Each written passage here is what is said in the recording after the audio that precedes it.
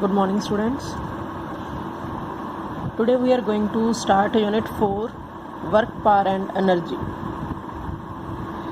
Unit 3rd completed. Try all the numerical on the basis of Newton's laws of motion, conservation of momentum and on the basis of friction. So 3 unit completed. Today we are going to start Unit 4, Work, Power, Energy. Only one chapter of this unit. Chapter name is Work, Power, Energy. Mostly topic completed in 9th class. Firstly, what do you mean by work? Work ਕੀ ਹੁੰਦਾ ਹੈ? Physical and mental activity. ਆਪਾਂ ਕਹਿੰਦੇ ਕਿਸੇ ਵੀ body ਨੇ ਕੰਮ ਕੀਤਾ, ਜਦੋਂ ਵੀ ਆਪਾਂ ਕਿਸੇ ਬਾਡੀ ਤੇ ਫੋਰਸ ਲਾਉਣੇ ਆ, ਫੋਰਸ ਲਾਉਣ ਨਾਲ ਬਾਡੀ ਡਿਸਪਲੇਸ ਹੋ ਜਾਂਦੀ ਹੈ from one point to another point. ਠੀਕ ਹੈ, ਇਹ ਨਹੀਂ ਹੈ ਜੇ ਆਪਾਂ ਕਿਸੇ ਬਾਡੀ ਤੇ ਫੋਰਸ ਲਾਈ ਜਾਈਏ, ਫੋਰਸ ਨਾਲ ਬਾਡੀ ਦੇ ਵਿੱਚ ਕੋਈ ਡਿਸਪਲੇਸਮੈਂਟ ਨਾ ਹੋਵੇ. ਜੇ ਡਿਸਪਲੇਸਮੈਂਟ ਨਹੀਂ ਹੋ ਰਹੀ ਤਾਂ ਉਹਦਾ ਵਰਕ ਡਨ ਕਿੰਨਾ ਹੋ ਜਾਂਦਾ ਹੈ? 0. ਵਰਕ ਨੂੰ ਆਪਾਂ ਉਹਦੀ ਕਹਿ ਦਿੰਦੇ ਹਾਂ, ਆਪਾਂ ਉਹਦੀ ਕੋਈ ਕੰਮ ਕੀਤਾ ਜਦੋਂ ਆਪਾਂ ਕਿਸੇ ਬਾਡੀ ਤੇ ਫੋਰਸ ਲਾਈਏ, ਫੋਰਸ ਲਾਉਣ ਨਾਲ ਕੀ ਹੋਵੇ, ਬਾਡੀ ਦੀ ਮੂਵਮੈਂਟ ਹੋਵੇ from one point to another point. Clear? Suppose any body is at point A, suppose that is the point A. When we apply force along positive x-axis, it cover displacement S and it reach to point B. ਤਾਂ body ਤੇ ਆਪਾਂ force ਲਾਇਆ, A point ਤੇ ਕੋਈ ਵੀ body ਸੀ, ਜਦੋਂ ਆਪਾਂ force ਲਾਇਆ body displace ਹੋ ਗਈ ਕਿਸ point ਤੇ? B point ਤੇ. after covering displacement S, ਤਾਂ ਕੀ ਕਹਾਂਗੇ ਆਪਾਂ? body ਨੇ work ਕੀਤਾ ਕਿੰਨਾ? F into S. Main formula ਕੀ ਹੁੰਦਾ ਆਪਣੇ ਕੋਲੇ ਵਰਕ ਡਨ ਦਾ? ਵਰਕ ਡਨ ਐਕਚੁਅਲੀ ਕੀ ਹੈ? ਸਕੇਲਰ ਕੁਆਂਟੀਟੀ ਹੈ. ਵਰਕ ਡਨ ਨੂੰ ਪ੍ਰੋਪਰ ਵੇ ਨਾਲ ਕਿਵੇਂ ਲਿਖਿਆ ਜਾਂਦਾ ਹੈ? ਵਰਕ ਡਨ ਹੁੰਦਾ ਆਪਣੇ ਕੋਲੇ force dot displacement. Dot product and cross product already completed. So A dot B ਆਪਾਂ ਕਰਿਆ ਸੀ. A ਡਾਟ B ਕਿਹਦੇ ਇਕੁਅਲ ਹੁੰਦਾ? AB cos theta.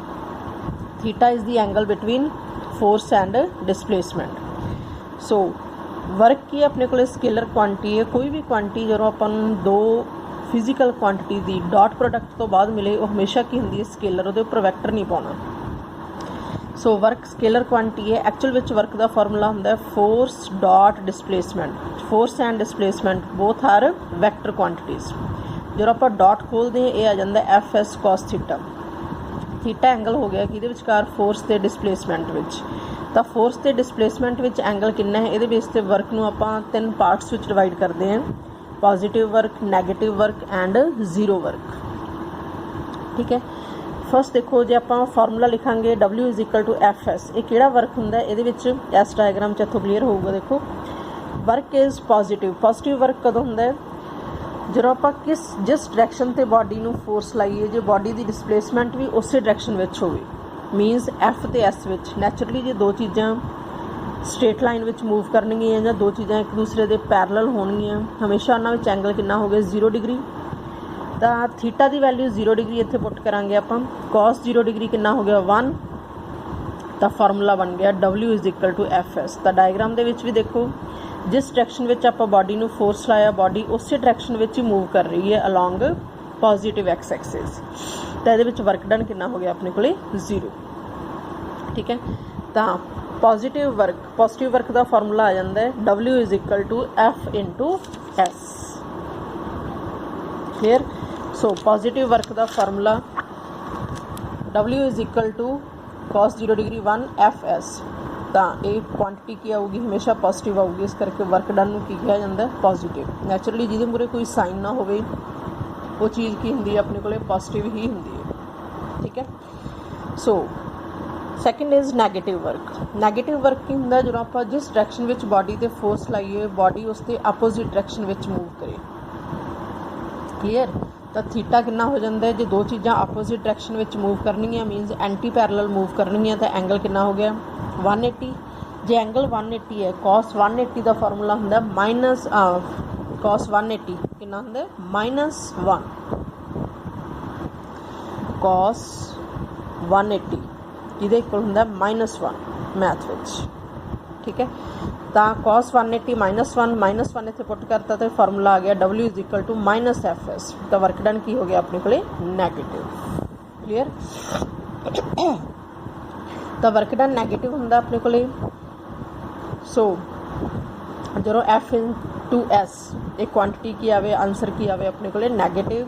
Negative means ਦੋ ਚੀਜ਼ਾਂ ਮੂਵ ਕਰ ਰਹੀਆਂ ਆਪੋਜ਼ਿਟ ਡਾਇਰੈਕਸ਼ਨ ਵਿੱਚ। For example work done by friction, जे किसी बॉडी ते आपां फोर्स लाइए, body x axis positive x axis वाल मूव कर रही है, अपोजिट डायरेक्शन विच की मूव करूगा, फोर्स नूं अपोज कौन करूगा, फ्रिक्शन। तो फ्रिक्शन ते फोर्स विचकार ये दोनों एंटी पैरल मूव कर रहे हैं एक दूसरे दे, तो फोर्स ते फ्रिक्शन दे विचकार एंगल कितना हो गया 180। So work done by friction is always negative. Second, work done against force of gravitation, जो कोई भी चीज़ आप डाउन टू अप उपर नूं सुटते हैं तो ग्रैविटी किधर नूं एक्ट करती है, toward the earth surface. Work done bye gravity, जो भी कोई चीज़ नीचे तो उपर सुटांगे आप उन्होंने अपोज करता है कौन, ग्रैविटेशनल फोर्स। ग्रैविटेशनल फोर्स जोड़ा फोर्स ग्रैविटी करके एक्ट करे, तो जो भी कोई बॉडी डाउन टू अप जाऊगी उन्होंने अपोज कर दी है की चीज़, ग्रैविटी। ग्रैविटी किहदे वल एक्ट करती है हमेशा, टूवर्ड दी अर्थ सरफेस। तो वो वर्क डन भी की होगा अपने को negative. Third is zero work done. Zero work done कदों होंदा, जो फोर्स ते डिसप्लेसमेंट विच एंगल कितना होवे अपने को 90 डिग्री। तो कॉस 90 डिग्री कितना हो जाता है 0, तो वर्क डन कितना आ गया 0। तो जो भी फोर्स ते डिसप्लेसमेंट विच ये दोनों एक दूसरे दे 90 डिग्री ते मूव करनगे। फॉर एग्जांपल कोई भी परसन है, उन्हें सूटकेस होल्ड किया होया अपने हैड दे उपर, तो सूटकेस नूं फड़िया होया उन्हें अपनी बाहां नाल, आर्म्स नाल, तो वो मूव कर रहे रोड के उपर।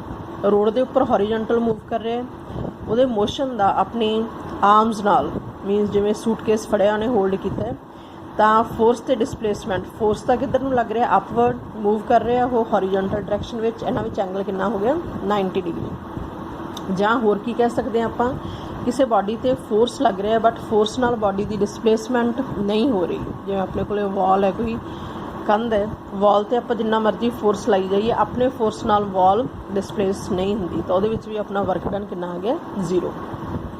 फॉर एग्जांपल आप क्लासरूम विच काम करते हैं, लैक्चर लग रहे हैं, तुसीं इक्को डैस्क ते बैठ के की करी जांदे हो, पैन नाल कॉपी ते नोट्स बनाई जांदे हो, बट तुहाडी विद रिस्पैक्ट टू टाइम तो वधी जांदा है, बट तुहाडी फोर्स तो ला रहे हो तुसीं पैन नाल कॉपी ते, बट तुहाडी डिसप्लेसमेंट नहीं हो रही, तो तुहाडा वर्क डन भी कितना आ गया 0। क्लीयर।